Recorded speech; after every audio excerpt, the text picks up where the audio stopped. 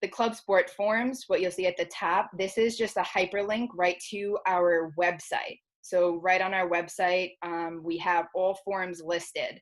So when you get here, obviously under forms, everything that you'll need in terms of forms for club sports will be located right on this.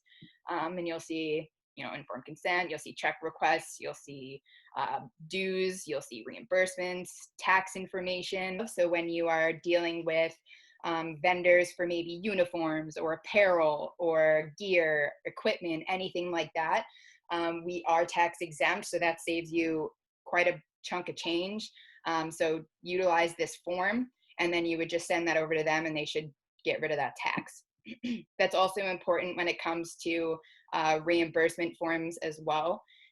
If you got the approval from us to pay for something on your card and you need to submit for reimbursement, say you bought 100 lacrosse balls and they charged you some tax, send that over to them so that they don't charge you the tax. And because sometimes Sabo and the university will not even reimburse for tax.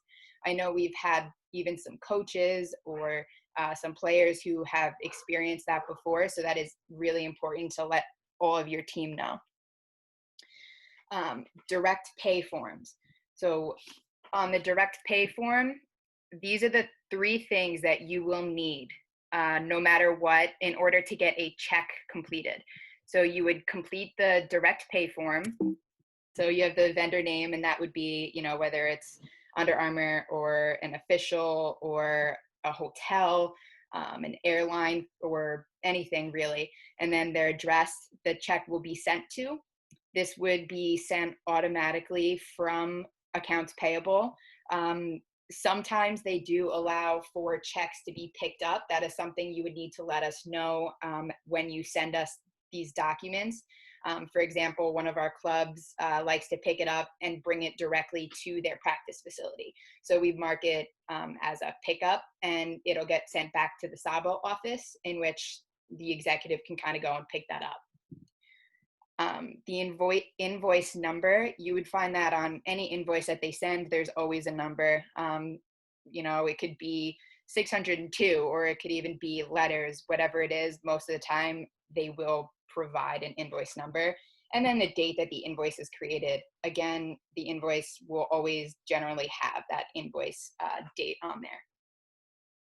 This is where some folks get confused as the index and the account code. So index is actually your team account. So I think that's where people kind of get a little confused. So we do have the ability to look up your index number. So you'll find that you can still see my screen. Yeah, you're good. Yeah. It went back to the main page now. All right, cool. All right, so you can, there's a link here that you can find and look up your club index number, and you can provide this to, if you're the treasurer, if you're the president, whoever it is. So if you wanted to find, let's see, figure skating, you can search them up.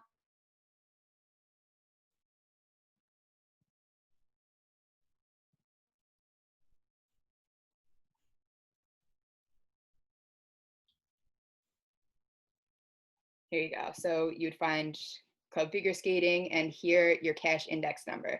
So that would be the number that you would be putting in, in your, right in here, on an index number. Account code, again, that could be found if you click right on here. This is a list of kind of all the Sabo account codes. So right up here, you have revenue. This generally won't ever go on an invoice because these are account codes for things that go into your account. We'll talk about that a little later too. So if you were looking to pay your league fees, you would look up your membership dues is the closest thing that you could do. So you would take that number and you would put it right in the account code right in here. And then you put the net amount and then total it out. You would send that over to us along with along with the W-9 for the company, the vendor, the official. When it comes to referees and officials, you would want to send them a W-9 to complete and send back to you. I did hyperlink a blank W-9 for all of you too, for ease. That is also on our website under tax information if you ever need to find it quickly. And then again, the completed DPay form. What you would do with that is then send it over to Nick, Drew, Tyler, and myself, and then just ask if we can send it along for approval. We would review it, make sure all the information is correct, and then send it along to Sabo with our approval. When it gets to Sabo, they also review it, make sure everything is correct on their side, and they will take it over to accounts payable.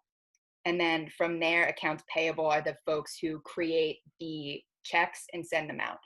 Those usually take anywhere from 10 to 14 days. So if you have a deadline, make sure that you are well in advance of getting that sent if it has to be a check.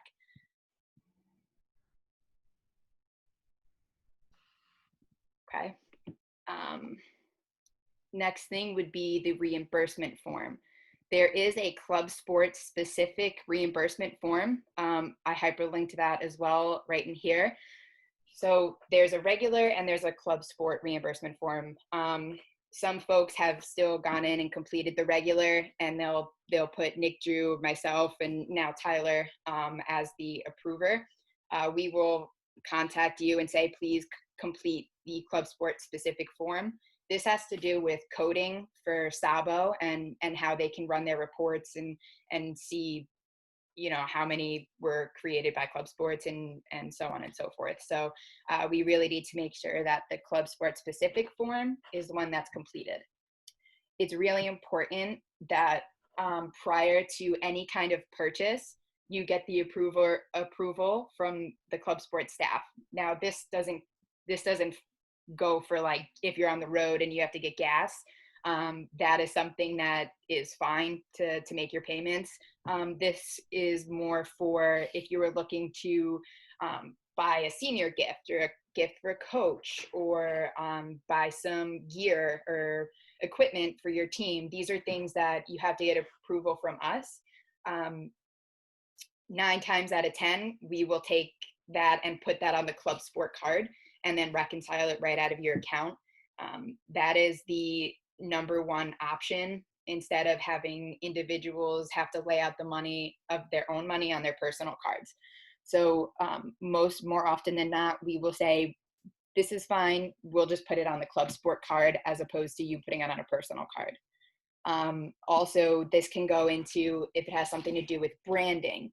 There, a lot of you have experienced the branding changes and the strict level for branding. So we need to make sure that you're not going in and using the split N. And if that happens, your reimbursement request would be denied because the proper steps weren't followed. So make sure you do get the approval from us first. Again, if something were to happen and you went to a hotel and they were giving you a hard time and you needed to get in, you know, to pay or put card down, that's fine to do. Contact us as well. We do give out our cell phone numbers. You do have our email addresses. So contact us if there were ever any issues, and we will get it transferred back to the club sport card anyway. But there are times where it is necessary, and we do understand that. You do need an itemized receipt. So no matter what, you're going and you're doing a team dinner, make sure you get an itemized receipt. If you put it on a credit card, don't just take the credit slip. They will not reimburse it if you do not have that itemized receipt. So it would need to have a breakdown of, you know, there were 6 burritos, 4 nachos, and 3 burrito bowls. We do need to see that kind of stuff. Or if you went to a Stop and Shop, make sure you have the itemized receipt for any kind of submission. Also, with proof of payment needs to be put on the receipt. So if you needed to rent a car for some reason, and you went through, I can't think of what, the ride sharing, or if you did, how about this, Uber, if you did if you did Uber to the airport, make sure that you do submit the receipt that shows, how it was paid. So if you just screenshot, yeah, picked up here, this is how much we paid, it needs to say like Amex 1004. So it shows this was paid. And invoices are not proof of payment either. That is what you get before you actually make the payment. So just make sure you always have that. And I already did show you the club index number and account code lookup. And that would be kind of the same thing that you would do when it comes to submitting the reimbursement form. Also on the club sport reimbursement form, there is an optional feature to put the treasurer's email in so that they also get kind of a heads up that there is being something submitted to be taken out. I highly, highly, highly recommend that every team makes that mandatory for folks. We can't make it mandatory on the form, but you can say, yes, make sure you put Jonathan Smith down so that we can, approve it as well. If something were to come through, you could see that. You could email Nick, Drew, and myself and say, hey, like I just saw this come through. This wasn't discussed and this isn't approved, and we can deny it. That's why it's really important as the treasurer that you are on top of all expenses, all revenue, everything that's going in and out of your account. Next would be the online dues portal. Sorry, I think other people are trying to come in. Okay, so the online dues portal, that has changed, which a lot of you are aware of. If you're new, this has all been for the past year and a half that this has been changed. So you would do the online dues portal. I do also provide the how-to instructions that you can either send out to your teams or anything. It is pretty self-explanatory, but just if you need that, it's there. We are working with Sabo, and for this upcoming academic year, there will be added options on there, which is really awesome, because when it came to fundraisers, if it wasn't being done with cash or it wasn't a check coming from whatever organization you're working with, there was really no option for you folks to make other kinds of payments. And I think you really lost out on money. So there's now going to be that option for the non-tax deductible fundraising. So there's the giving page. Giving page are only for tax deductible fundraising. You cannot use that if you are selling shirts and they need to make a payment. I know a lot of teams have done this previously. I think that's why this has also heightened the opportunity for us to really get a portal for club and student organizations to have this option. So this past year, we've really worked hard with Sabo to get this option for everybody without causing any issues with the university and the IRS. And that's kind of where the IRS can audit if it was non-tax deductible in a tax deductible portal.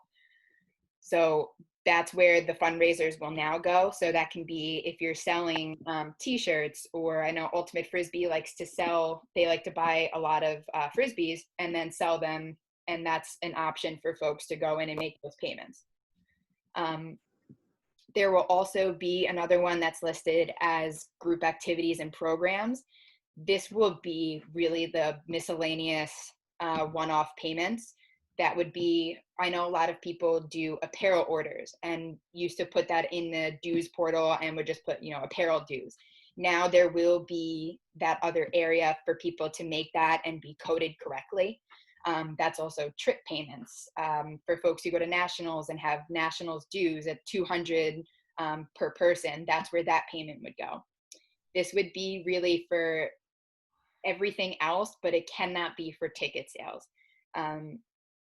A lot of our clubs don't do anything that has to do with ticket sales, which is really good, but the only time is generally with alumni games and stuff like that. And that is something that you're working through alumni relations on, and that's something that they take care of. So you don't really have to worry about that area. If there ever something does come up that you do need to sell tickets to an event, just reach out to us, and um, we'll help you get the portal that is used for ticket sales. Sponsorships, we did want to throw this one in there because there are a few teams that do sponsorships. And this can be, you get $1,000 from them to put their brand or their logo for their company on your shirt. There are certain parameters around, how much are they going to be giving you to put their logo on your uniforms. Your uniforms versus a t-shirt are actually very different, which some people might not know.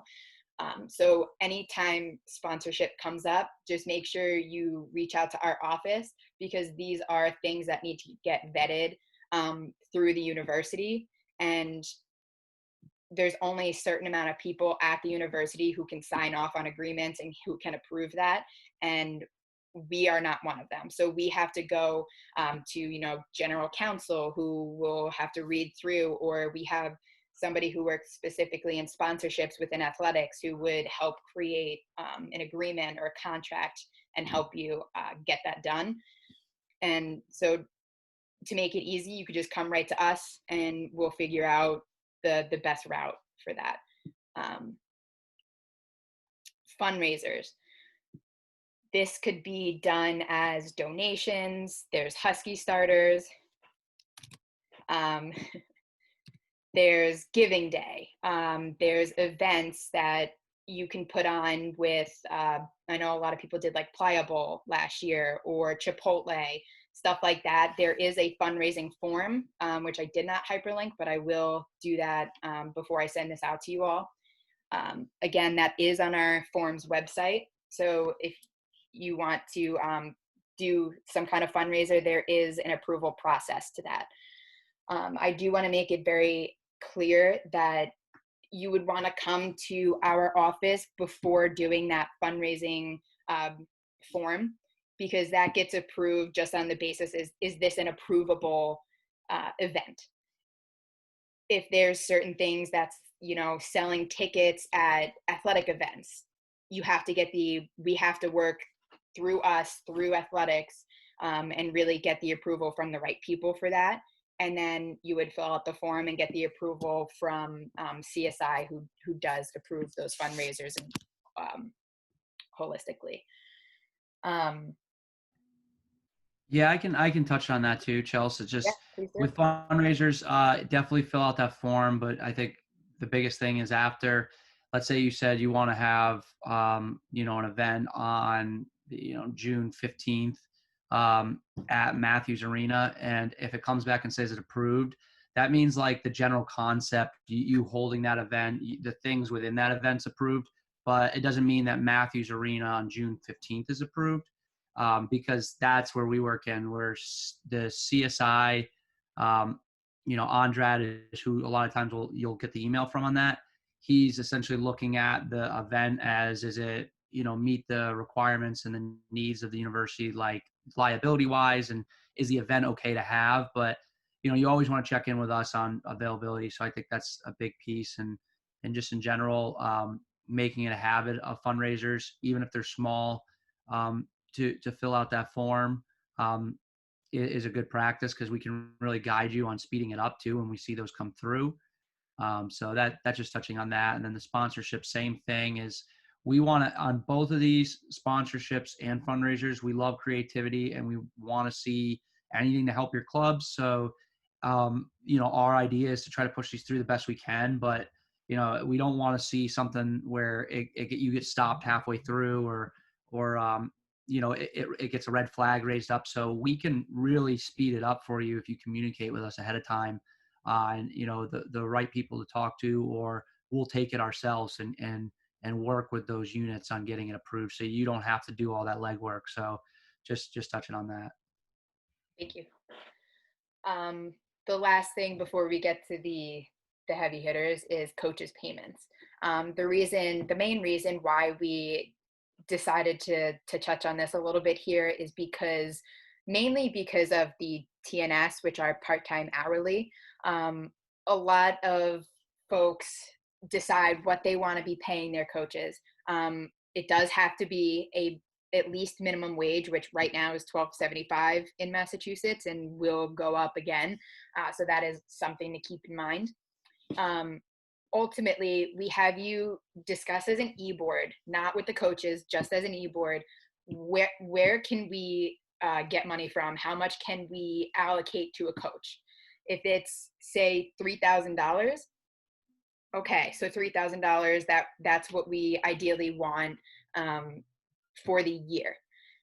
That's good. You would come, you would talk to us. We would have you kind of break down, okay, how many hours are expected for this coach? If you are expecting a total of 125 hours, then we'd kind of break that down to figure out the hourly amount. And that's how they would kind of be hired.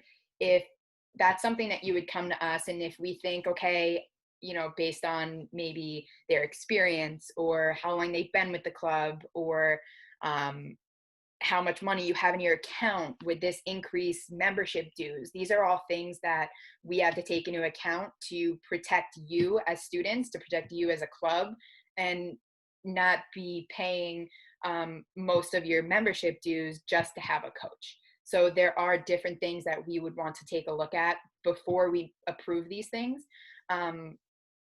Most teams are great with this. They know, all right, we're not going to be paying them $10,000 for 50 hours of work type of thing. So teams are generally really good with that. But talk to us, get the approval from us, and that should all happen before the discussion of payment with the coach happens. When it comes to doing that TNS part-time hourly status, there is also a 7.65% fringe benefit added on top of that. So if you were going to be paying, it came out to $100 a week, you would also be getting hit that $100 and $7.65 out of your account. So this is on top of what they're getting hourly, and this is actually a law. So we pay it for our student employees. The university pays it for full-time employees. So it's something that needs to be done. It's not decided by the club sports administration for that, but that's something also to keep in mind. When we get down a little further, I'll show you in the transaction lists reports how it's kind of broken down, so you can see that as well. But that is really important. So if you're expecting to pay a total of $1,000, there's money you need to add on top of that.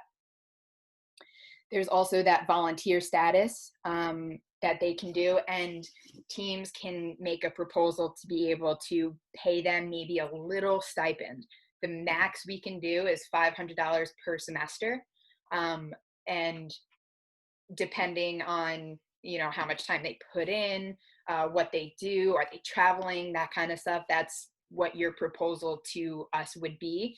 And it can be anywhere in that range. So we have some teams that decide to pay a $200, and we review that and check out where your finances sit. Is this possible to be able to pay them that? And then that would kind of go back to the direct pay form, and you would get them to complete a W-9. We would create an invoice for it, and you would send over the W-9 and the completed direct pay form, and we would get that payment completed for them. So there are these options if you did want to kind of give them a little something for their time and effort. All right. Now, budgets. The budget form, this is an overall projection of your finances for the year. This is going to be all revenue, all expenses that are projected. So that can be revenue is the allocations you receive from the university, the dues that you will be having members pay. So if you're expecting a roster of 50 people and they're going to be paying, then you would just do 50 times whatever your membership dues are, say $50. And then that would be what your total amount is. That would be what fundraisers are you expecting? How much are you planning to bring in terms of fundraisers? What fundraisers are you doing? And then the same things with donations. Donations can also be a part of like a Husky Starter, Giving Day, and I do have the budget form up here for you to see as well. So this would be the budget form. This is what is due at the compliance deadline, which is every year. It's October 15th, whether it falls on a weekday or a weekend. So you have your estimated and then your actual. So you have your estimated, that's what would be submitted to club sports by that compliance deadline. Now, if you're a fall sport, for example, soccer, you would have that submitted prior to your season, because your season for October 15th would already be halfway over. So that's something that you would want to get submitted a little earlier, so that we can kind of review it with you and see where you stand, if things look good, are you going to end up in the negative, why, kind of go from there. So there's the expense column and the income column. So you have your tournament entry fees, your governing body, your league fees. That can be for your regional, your divisional, or it can be for your national governing body. And if you're going to national championships. Now, a lot of teams don't know that right up front. So that's fine. That's where you can estimate, all right, last year we made it to nationals. This is what we paid. This is where we went. That kind of stuff. I mean, the national championship would be like your fee. So if you have to pay $1,000 to go, that's where that would kind of go in. Your travel, this could be vans, flights, gas, hotels, incidentals. Again, other transportation could be if you end up having to take an Uber, train, and that kind of stuff.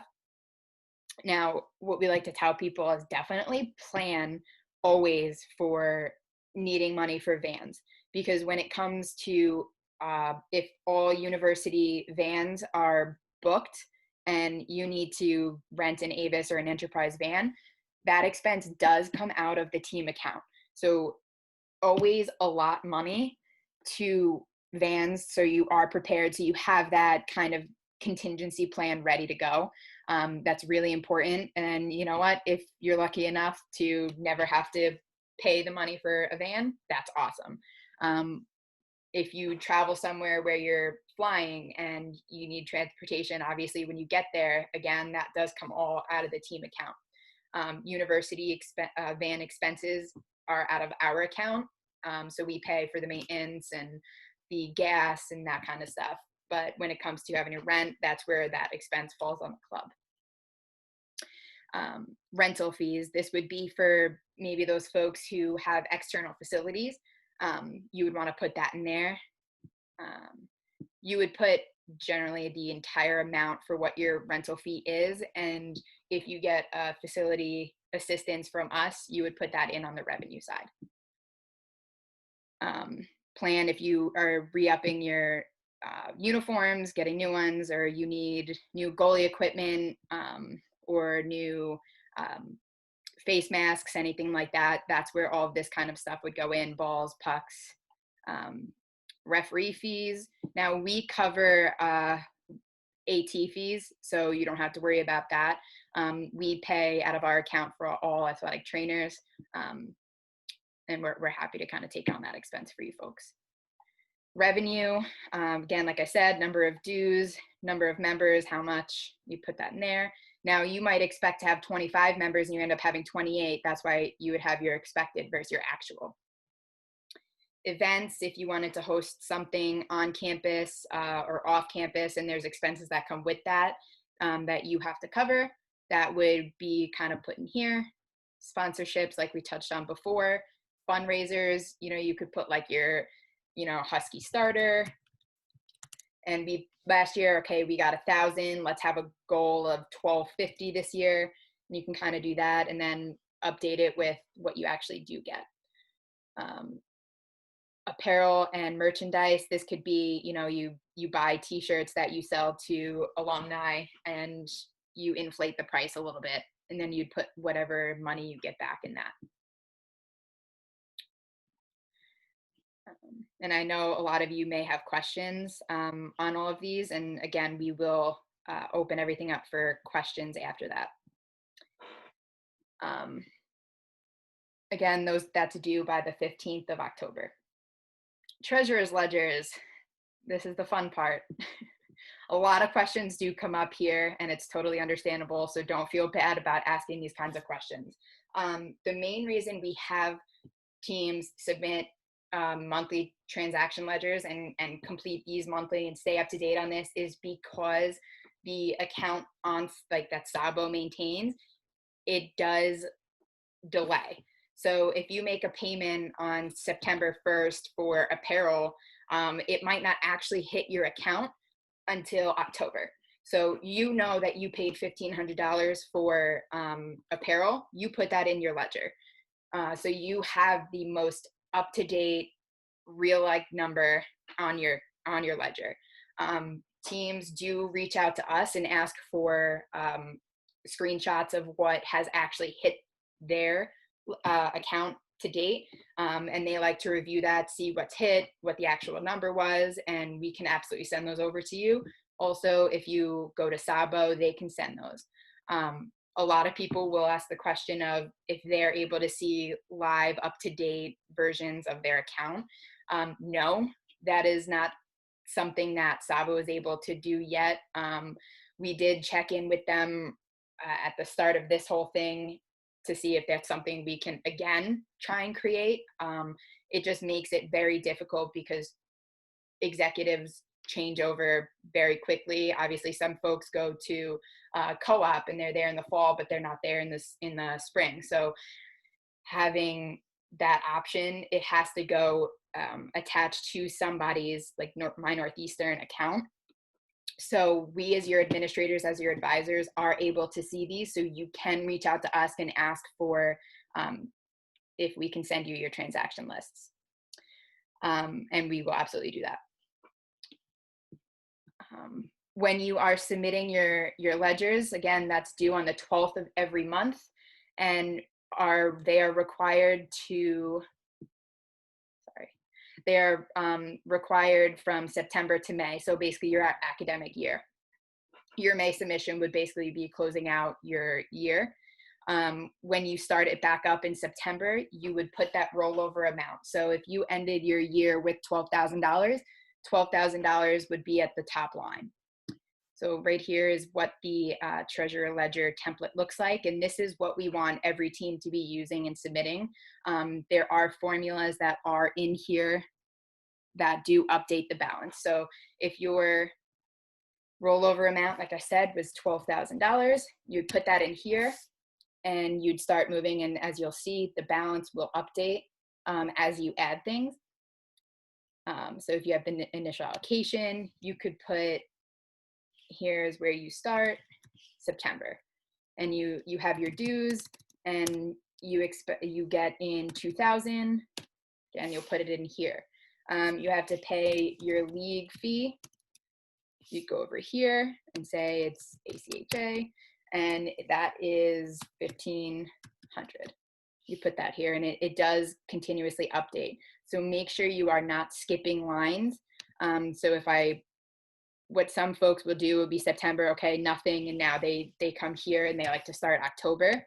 If you do that, make sure you are doing it in the next line, because if you don't, and you say you had to make a payment of $250, it doesn't update from here. So make sure you are doing, October is here, and you're just adding onto the next line down. When you do submit them, make sure every time you submit, so in November, you're going to be submitting everything that's hit from September on.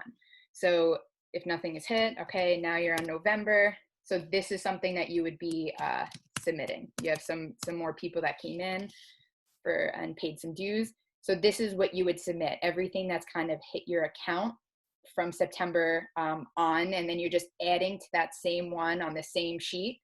And then you would start a new ledger at the start of the next year. So when you submit in May, you're going to have everything from September to May. And then when you start back up in September, that's where you'll start again with, September of 2021.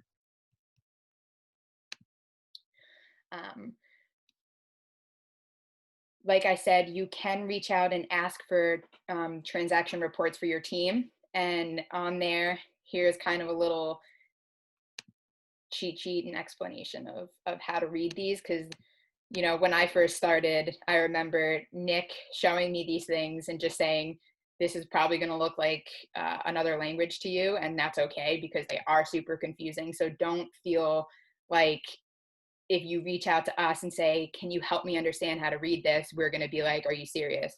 By no means would we ever react that way, but for anything, but for this specifically is very, very confusing. And we absolutely understand that.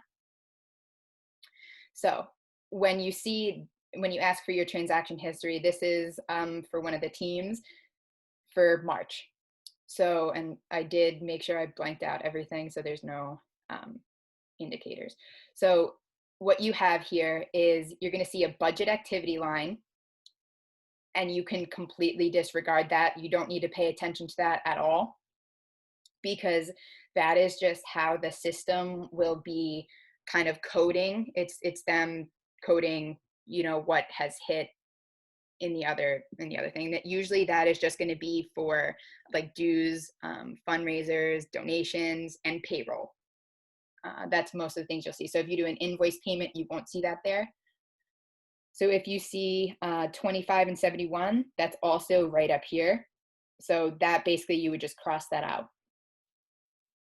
So just pay attention to the things that hit in the revenue and expense activity line.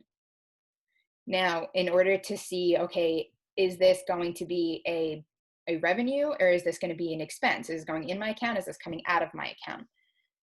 What we provided down here is a little cheat sheet of how to read those account codes. Where you'll find your account codes are right over here. And so if you look at in the fives, anything that's a 500 is going to be revenue. So that'll either be dues, donations, fundraisers, anything like that. So that's money into your account. So what you'll see here is how they're coded a little different. This one's a fundraiser, so it's coded as 50438. You just have to know, okay, that's something that's going into my account. And then 50487, that's actually dues, which a lot of times when you look in the description, you'll see that, and it'll start with the SFCSA. No idea what that stands for, but that's how you know that it's dues. Next, you have your 600s, and that's expense. So if you look here, that's payroll. That's the only thing that would be hitting a 600 is payroll out of your account. So, and you'll be able to see that as in the description. And like I said before, with the 7.65% fringe, what the coach is getting is the $176, and then what they get obviously is tax deducted. So they don't get the actual 176, they get whatever it is after taxes are deducted. But out of also hitting your account, this 1346 is 7.65% of this 176. So you're also getting hit with that out of your account. So that is something that you will need to plan for, so you don't get shocked at the end of the year when you're a few $100s less if you have a part-time hourly coach. When you go down, sevens are going to be expenses. And like I said, because this is in the budget activity line, if you come over here, it says 73000. Okay, but why is this looking like an expense? Again, you're disregarding this. That is just a account code that is working to code it properly, which is up here. So then you would, again, disregard that. And then now here's 73030, and then 747878. These are all things that are hitting your account as expenses. These look to be reimbursements. Again, I did block out the names on here, but these are reimbursements, and these are just how they're coded. Looking back at that account code sheet that I did show you earlier. and that is linked up above. And then eights are, if it's 802, that is something that's coming out of your account. Now, this can get super confusing for folks because if you look at this, it says 80002, and then 800s are revenue, but it can be confusing because you do see a minus, and usually a minus is out of your account. That is not the case. Just make sure you are taking a look at the account code and seeing, okay, that is coming into my account. For this one specifically, is this team did work a varsity event that Drew does a great job of scheduling folks, and it can be done as a fundraiser. So they worked one game and they got $150 for that one game. So that's really, just make sure you are always looking at the account code to help you understand if it is going in or going out of your account. So that is really everything that we get a lot of questions on. I'll stop sharing my account